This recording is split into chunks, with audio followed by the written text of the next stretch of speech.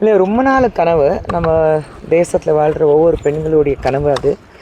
பிரதமர் மோடி அவர்களுக்கு நிச்சயமாக நன்றி சொல்லணும். ஏன்னா ரொம்ப நாள் கனவை நிறைவேற்றியிருக்கிறாரு.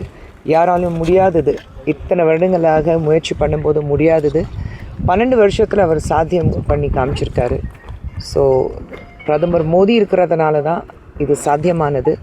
நிச்சயமாக வேறு ஏதோ ஒரு கட்சி, வேறு ஏதோ ஒரு தலைவர் இருந்திருந்தாருன்னா இதை சாத்தியமாகிறதுக்கு வாய்ப்பே இல்லை. ஆக்சுவலாக வந்து 33% உமன் பில் இருக்காங்க, அந்த இதுக்காக பண்ணுறாங்க. பட் லிமிட்டேஷன் வந்து நிறைய பேர் அப்போஸ் பண்ணுறாங்க. நிறைய பேர் யாருங்க? எல்லாருமே. இப்போ தமிழ்நாட்டில் கடும் எதிர்ப்பு. அதான் தமிழ்நாடு சொல்லுங்கள், எல்லாரும் இல்லை. தமிழ்நாட்டில் தான் எதிர்ப்பு வைக்கிறாங்க. திமுக பொறுத்த வரைக்கும், முதலமைச்சர் ஸ்டாலின் அவர்கள் பொறுத்த வரைக்கும் எது கொண்டு வந்தாலும் அதுக்கு மக்களை திசை திருப்புறதுக்காக இந்த மாதிரி ஒரு செயல் நடந்துட்டுருக்கு.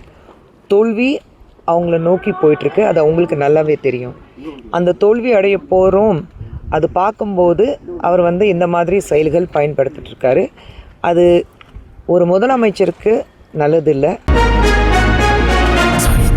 நாயகன், சாமானிய நாயகன், தமிழக தாய மீட்க உறுதி கொண்ட ஒரு மகன்.